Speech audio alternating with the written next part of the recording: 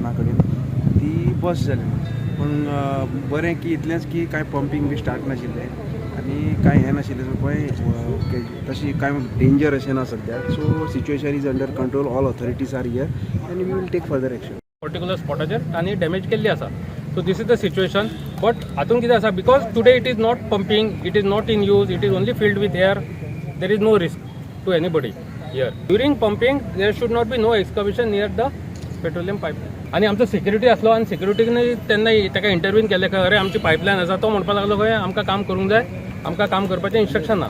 Now the authorities have come. Once they give a green signal, then only we can open the traffic movement. Otherwise, now we have diverted the traffic. Those who are going towards Verna side, Sikopmalo, they can take Chikalim and Vishal Megamart Road.